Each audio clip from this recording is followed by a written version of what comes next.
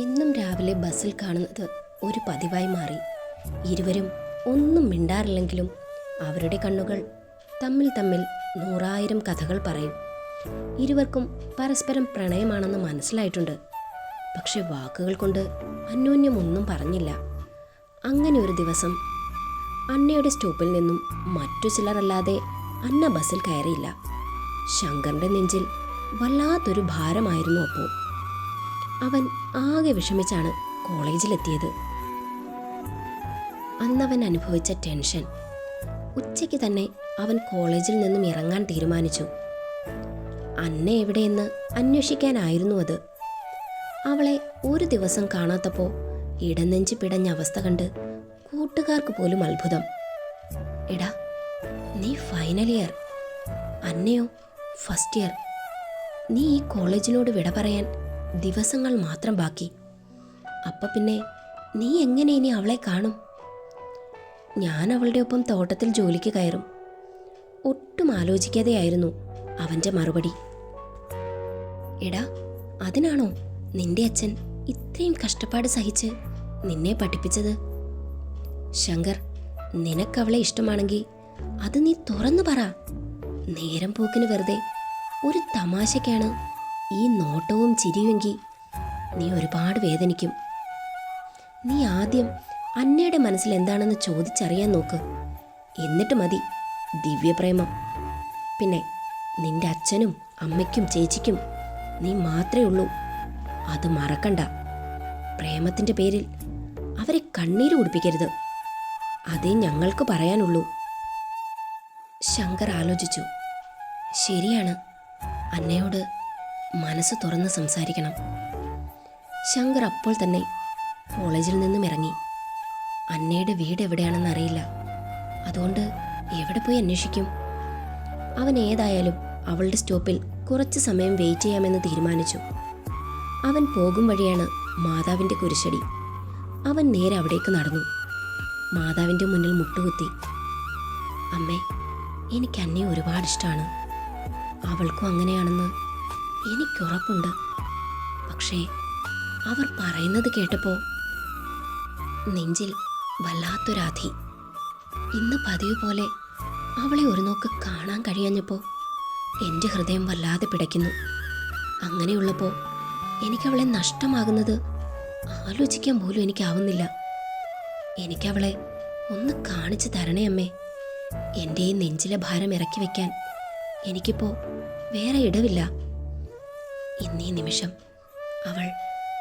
അന്ന അവൾ മാത്രമാണ് എൻ്റെ ഉള്ളം നിറയെ.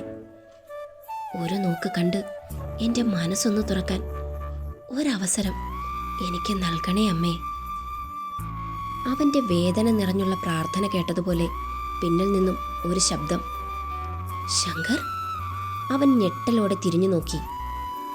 അന്ന? അവൻ്റെ മിഴികൾ നിറഞ്ഞു. അവൻ മാതാവിനെ ഒന്ന് നോക്കി കുരിശ് വരച്ചെണീറ്റ് വെപ്രാളത്തോടെ അവളുടെ അരികിലേക്ക് നടന്നു. എന്താ ശങ്കർ ഇവിടെ? അവൻ ചുറ്റും ഒന്ന് നോക്കി. വഴിയിലൂടെ ആളുകൾ കടന്നു പോകുന്നുണ്ട്. ശങ്കർ പെട്ടെന്ന് അവളുടെ കയ്യിൽ പിടിച്ച് അവളെ വലിച്ചുകൊണ്ട് കുരിശടിയുടെ പിന്നിലേക്ക് നീങ്ങി നിന്നു. അന്ന അമ്പരന്ന് പോയി. അവളെ മാതാവിൻ്റെ പിന്നിലേക്ക് ചാരി നിർത്തി അവളുടെ മുഖം കൈകളിലെടുത്തു. അവൻ്റെ നിറഞ്ഞ മിഴികൾ കണ്ടതും അവൾ പകച്ചുപോയി. എന്താ അന്ന, നീ ഇന്ന് കോളേജിൽ വരാത്തത്? അവൻ്റെ കണ്ണുകൾ ഒഴുകിയിറങ്ങി. ഇന്നിവിടെ പ്രാർത്ഥനയുണ്ട് ശങ്കർ. വല്യപ്പച്ചൻ മരിച്ചിട്ട് 10 വർഷമായി. എല്ലാ വർഷവും പള്ളിയിൽ പ്രാർത്ഥന വയ്ക്കും, കല്ലറയിൽ പൂക്കൾ അർപ്പിക്കും. ഇന്ന് ആരും എവിടെയും പോകാൻ അപ്പൻ സമ്മതിക്കില്ല. അതാ ഞാൻ. അന്ന പതിയെ പറഞ്ഞു. എനിക്ക് നിന്നെ കാണാതെ പറ്റില്ല അന്ന. ഇന്നെനിക്ക് അത് ശരിക്കും ബോധ്യപ്പെട്ടു. ഒരു ദിവസം പോലും എനിക്ക് നിന്നെ കാണാതെ പറ്റില്ല. നീ എൻ്റേതാ. എനിക്ക് വേണം നിന്നെ. പെട്ടെന്നുള്ള ഉൾപ്രേരണയിൽ ശങ്കർ അന്നയെ ഇറുകെ പുണർന്നു.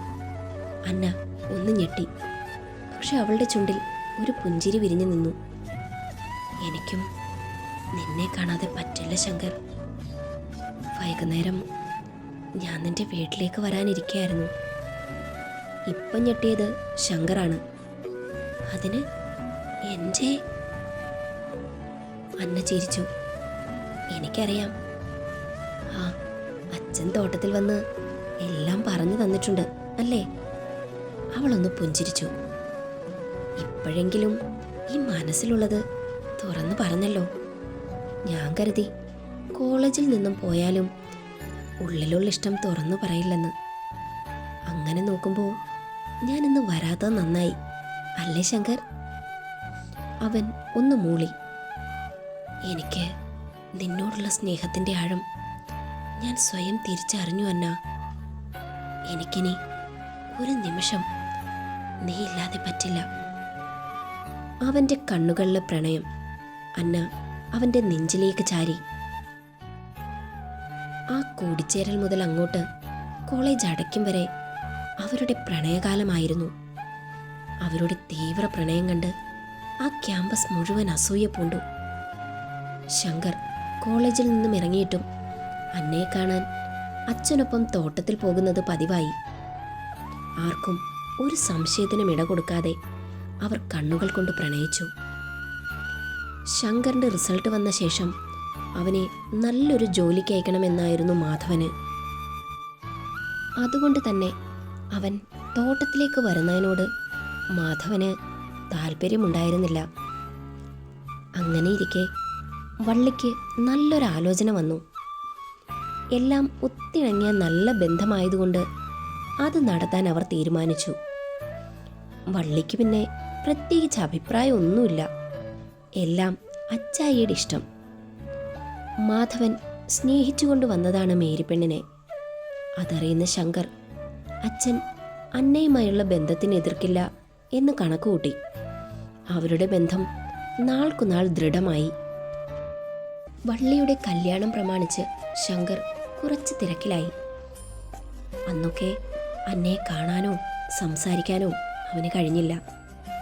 കല്യാണം ക്ഷണിക്കലും ഡ്രസ്സ് എടുക്കാൻ ടൗണിൽ പോക്കും സ്വർണം എടുക്കാൻ പോക്കും എല്ലാം കൊണ്ടും ശങ്കർ തിരക്കിലാണ്.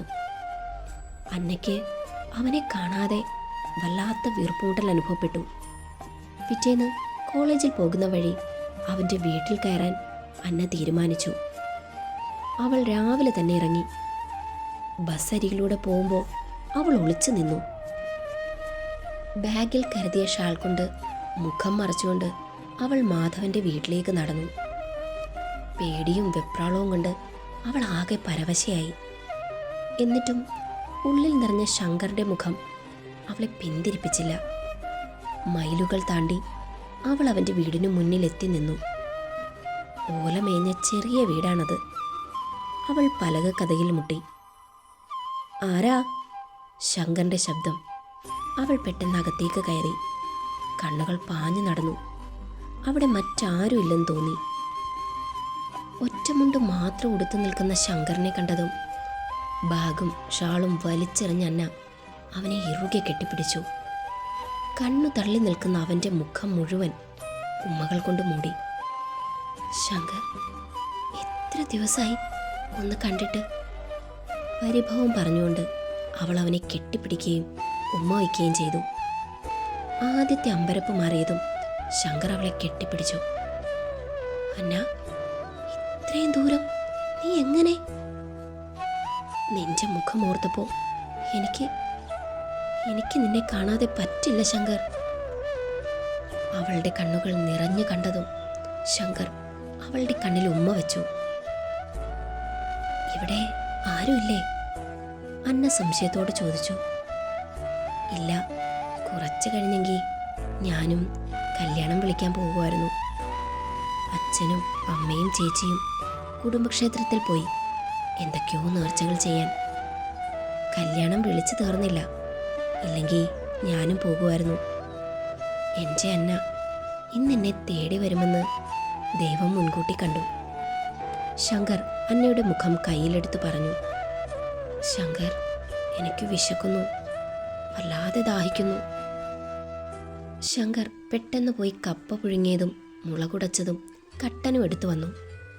അവളത് ഇഷ്ടത്തോടെ കഴിക്കുന്നത് കണ്ടതും അവൻ്റെ മനസ്സ് നിറഞ്ഞു. മുളകിൻ്റെ എരിവിൽ അവളുടെ തൊടുത്ത ചുണ്ട് കുറച്ചുകൂടി തൊടുത്തത് കണ്ടതും അവൻ്റെ മനസ്സൊന്ന് പിടിവിട്ടു. അവൻ പെട്ടെന്ന് നോട്ടം മാറ്റി. ശങ്കർ കഴിച്ചോ? അവളുടെ ചോദ്യം കേട്ട് അവനില്ലെന്ന് തലയനക്കി. അന്ന കപ്പ മുളകിൽ തൊട്ട് അവന് നേരെ നീട്ടി. കഴിക്കേ. അവൾ നീട്ടിയ ഭക്ഷണം അവൻ വാ തുറന്നു വാങ്ങി. അവളും കഴിച്ച് അവനെയും മൂട്ടി. കാലിയായ പാത്രം മാറ്റി അവൾ ചൂട് കട്ടൻ ഊതി ഊതി കുടിച്ചു. എരിവ് സഹിക്കാൻ കഴിയാതെ അവൾ ചുണ്ടുകൾ ഊറി. അവളെ നോക്കി അവനെ അവൾ ചിരിച്ചു കാണിച്ചു. നല്ല എരിവ്. അവളുടെ തുടുത്ത ചുണ്ടിലേക്ക് നോക്കി അവൻ മുഖത്തേക്ക് നോക്കി. ഈ എരിവ് ഞാൻ മാറ്റിത്തരട്ടെ? അവൻ്റെ കണ്ണുകളിലെ ഭാവം മാറിയത് അവൾ കണ്ടു. അവൾ കണ്ണിലേക്ക് നോക്കിയതും അവൻ അവളുടെ തുടുത്ത ചുണ്ടുകൾ സ്വന്തമാക്കി. അന്ന് ആദ്യമായി അറിയുന്ന ചുംബനത്തിൽ ഇരുവരുടെയും ശരീരം വിറച്ചുപോയി. അവൻ്റെ കൈകൾ അവളെ തഴുകി, ചിലയിടങ്ങളിൽ പിടിമുറുക്കി. ഇരുവരുടെയും ശ്വാസഗതി ഉയർന്നു. അലിഞ്ഞു ചേർന്ന ചുംബനത്തിനുമപ്പുറം അവർ ഇരുവരും മറ്റെന്തോ ആഗ്രഹിച്ച നിമിഷം. അവളുടെ കഴുത്തിൽ ഉമ്മ വെച്ച് അവനെ അവൾ ഇറുകെ പിടിച്ചു. അവളെ മെല്ലെ ചായച്ചുകൊണ്ട് അവൻ അവളിൽ ആധിപത്യം സ്ഥാപിച്ചു. പ്രണയം തീയായി പടർന്ന നിമിഷം ഇരുവരുടെയും കിതപ്പുകൾ ഉയർന്നു കേട്ടു. പരസ്പരം അവർ പ്രണയിച്ചുകൊണ്ട് താലോലിച്ചുകൊണ്ട് ഒന്നായി തീർന്ന നിമിഷം അവരുടെ പ്രണയത്തിൻ്റെ ആഴം അവർ തിരിച്ചറിഞ്ഞു. അവൻ്റെ നെഞ്ചിൽ തലവെച്ച് കിടക്കുമ്പോൾ അവളുടെ മുഖത്ത് ആശങ്ക പടർന്നിരുന്നു. ശങ്കർ കുറ്റബോധത്താൽ നീറുകയാണ്. ഒരു നിമിഷം പിടിവിട്ടുപോയ മനസ്സിനെ മൂകമായി ശപിക്കുകയാണവൻ. കുറച്ചു കഴിഞ്ഞതും അന്നേണീറ്റ് ഡ്രസ്സ് മാറി. അവളുടെ മുഖത്തേക്ക് നോക്കാൻ കഴിയാതെ ശങ്കർ മുഖം കുനിച്ചു. അവൾ അവനെ തലോടി. മനസ്സുകൊണ്ട് എന്നേ ഈ അന്ന ശങ്കറിൻ്റേതാണ്. എന്നീ നിമിഷം എല്ലാ അർത്ഥത്തിലും നിൻ്റേതായി മാറി. അതിലെനിക്ക് സന്തോഷം മാത്രമേ ഉള്ളൂ. ചേച്ചിയുടെ വിവാഹം കഴിഞ്ഞ് അച്ഛനോട് നമ്മുടെ കാര്യം പറയണം. അച്ഛൻ സന്തോഷത്തോടെ നമ്മുടെ കല്യാണം നടത്തി തരും. എനിക്ക് ഉറപ്പുണ്ട്. എന്നെ അത്രയ്ക്കിഷ്ട അച്ഛന്. കണ്ണുകൾ അടച്ചു കിടക്കുന്ന ശങ്കറിൻ്റെ കൺപോളകളിൽ ഉമ്മ വെച്ചുകൊണ്ട് അവൾ പറഞ്ഞു, നീ ചെയ്തത് തെറ്റല്ല ശങ്കർ. ഞാൻ നിൻ്റേത് മാത്രമാണെന്ന ബോധമാണ് നിന്റെ പ്രവൃത്തിക്ക് പിന്നിൽ. എനിക്കതിൽ സന്തോഷം മാത്രമേ ഉള്ളൂ. എല്ലാ അർത്ഥത്തിലും നിൻ്റേതായി മാറിയതിൽ. കുറ്റബോധം വേണ്ട ശങ്കർ. ഇന്നാണ് നമ്മുടെ പ്രണയം ശരിക്കും കരകവിഞ്ഞത്. നീ എൻ്റേതാണ്, ഞാൻ നിൻ്റേതും. വാ, എനിക്ക് പോകാൻ സമയമായി. അവനെ ആശ്വസിപ്പിക്കുമ്പോഴും അവളുടെ ഉള്ളിൽ കാർമേഘം മൂടിക്കെട്ടി നിന്നു. ശങ്കർ അവളെ നെഞ്ചിലേക്ക് വലിച്ചിട്ടു. സോറി സോറി അന്ന. മനസ്സ് പിടിവിട്ട നിമിഷം പറ്റിപ്പോയി. അവൻ്റെ കണ്ണുനീർ അവളുടെ മുഖത്തെ നനച്ചു. അവൾ ആ കണ്ണീർ ചുണ്ടുകളാൽ ഒപ്പിയെടുത്തു. പരസ്പരം ഉമ്മകൾ നൽകി അവർ ആശ്വസിപ്പിച്ചു. അവനെ വിട്ടുപോകാൻ അവൾക്കും അവളെ പിരിയാൻ അവനും വല്ലാത്ത വേദന തോന്നി. മറ്റു വഴികളില്ലാത്തതുകൊണ്ട് നിവർത്തിയില്ലാതെ അവൾ അവനോട് യാത്ര പറഞ്ഞിറങ്ങി. വന്നതുപോലെ അത്ര എളുപ്പമായിരുന്നില്ല അവളുടെ തിരിച്ചുപോക്ക്. ആരെയൊക്കെയോ അവൾ വഴിയിൽ കണ്ടു. പക്ഷേ ഒരു സ്വപ്നത്തിലെന്ന പോലെ അവൾ നടപ്പ് തുടർന്നു. ഹായ് കൂട്ടുകാരെ, നമ്മുടെ ന്യൂ ചാനൽ 480 പേരെ സബ്സ്ക്രൈബ് ചെയ്തുള്ളൂ. ചെയ്യാത്തവരെല്ലാം തന്നെ സബ്സ്ക്രൈബ് ചെയ്യണേ. ഇവിടെ റീഅപ്ലൈ ചെയ്യുമ്പോൾ കിട്ടുമോ എന്നറിയില്ല. അപ്പോൾ ന്യൂ ചാനലുമായി മുന്നോട്ട് പോകണം. അതുകൊണ്ട് പ്ലീസ് എല്ലാവരും സബ്സ്ക്രൈബ് ചെയ്യൂ. ഞാൻ സമയം പോലെ അവിടെയും സ്റ്റോറി പോസ്റ്റ് ചെയ്യുന്നുണ്ട്. ഇന്ന് വൈകുന്നേരം ബാക്കി പോസ്റ്റ് ചെയ്യണമെന്ന് ആഗ്രഹമുണ്ട്. നടക്കുമോ എന്നറിയില്ല, എന്നാലും ഞാൻ ശ്രമിക്കും. പ്ലീസ് എല്ലാവരും കൂടെ നിൽക്കൂ. 1K സബ്സ്ക്രൈബ്, അത് അവിടെ കിട്ടിയേ പറ്റൂ. ഇവിടെ ഇപ്പോഴുള്ള എല്ലാവരും അവിടെ സബ്സ്ക്രൈബ് ചെയ്താൽ അത് അനായാസം സാധിക്കുന്ന ഒന്നാണ്. അപ്പോൾ ഇനിയും സബ്സ്ക്രൈബ് ചെയ്യാൻ